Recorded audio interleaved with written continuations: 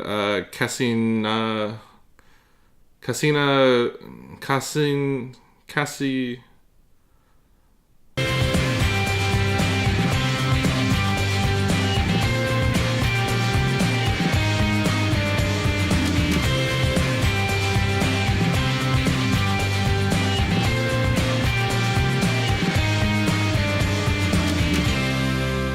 Welcome back to Rewind with bschwitty, because revenge is a dish best served cold. Today is a regional focus. It's going to be fun. We're going to be talking about Moscato dAsti. It is an Italian wine. It is an Italian sparkling wine and is made from one of the Muscat grapes. So let's jump right in. Now, Moscato dAsti is relatively cheap. It is relatively affordable. I got this for probably $15. Generally, they are fragrant and slightly sweet sparkling wine. They're made in the Piemonte area of Italy. Moscato dAsti has its own DOCG, which you can see on the bottle itself, if the lighting would work with me. So it has its own DOCG and set rules for its area. Therefore, this is a regional episode, not just me talking about Muscat. Woo! So it's made from the Moscato Bianco varietal, which is the Italian name for the Muscat Blanc grape. Muscat Blanc Petites grains.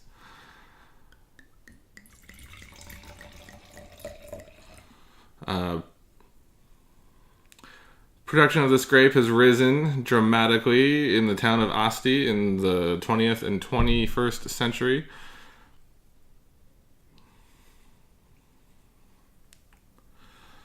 About 80% of Moscato is grown in a calcareous soil from the areas of Canelli, Santo Stefano Belbo, Colosso, Castiglione Tinella, and Casinasco.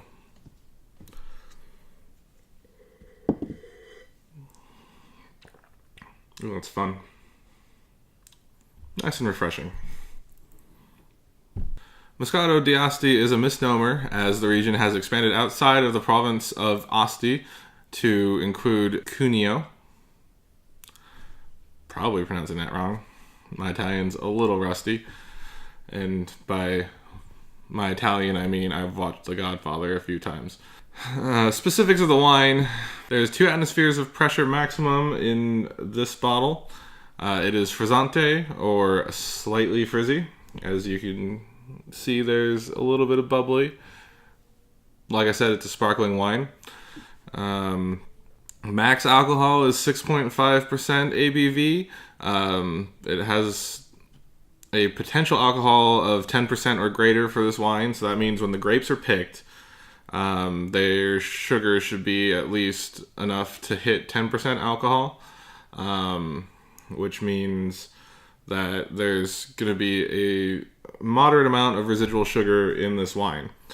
The fermentation process is halted at 5.5% alcohol, which leaves kind of this hedonistic, grapey characteristic to the mouthfeel, to counteract the perfumey, sometimes overbearing nose that Moscato, or the Muscat Blanc grape has.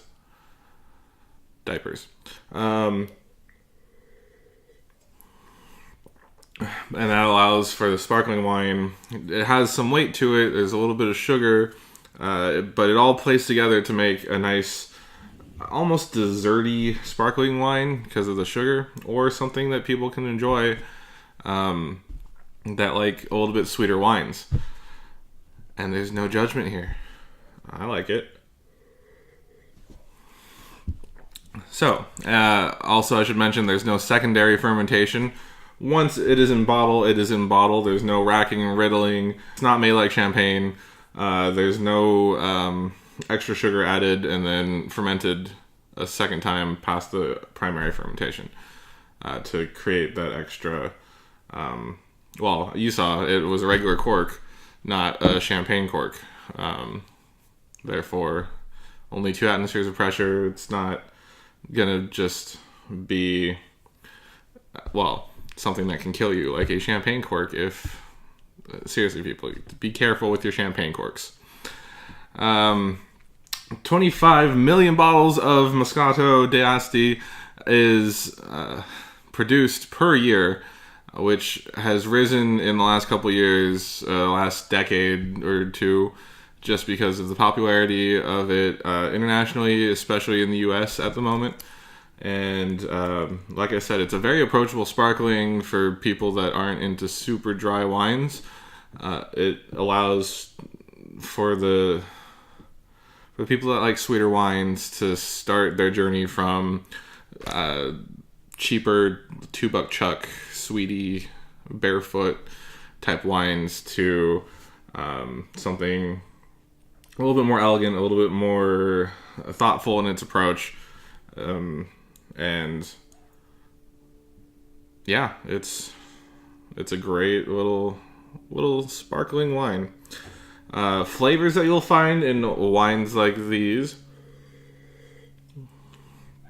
Meyer lemon, mandarin orange, pear, orange blossom, and honeysuckle are going to be your, well, most Moscatos kind of have that pear, mandarin, orange, lemon, blossom, a little bit of honey.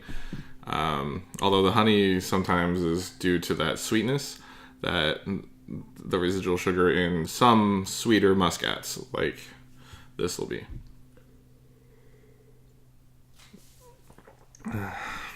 But I very much like it. This is a Risata. It is a product of Italy, because of course it is, because it's a DOCG. And let's see. This one is a 2015. It is 5.5% alcohol by volume, and it offers a sweet, well-balanced flavors of peach, apricot, and hints of honey. Enjoy with your favorite dessert, fresh fruit, or simply on its own. That's the other thing. Since it's a sweeter sparkling wine, they recommend that you try it pairing it with some dessert. I definitely see fresh fruit going well with this. And actually, if you stick around, Wednesday is going to be National Moscato Day here in the US. I don't know who picks these holidays, but that one certainly helps me out for content for a Wednesday episode. And we're going to do some Moscato pairings and see what actually pairs well with this.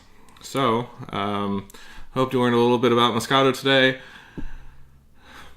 If you're new to the channel, please hit that subscribe button.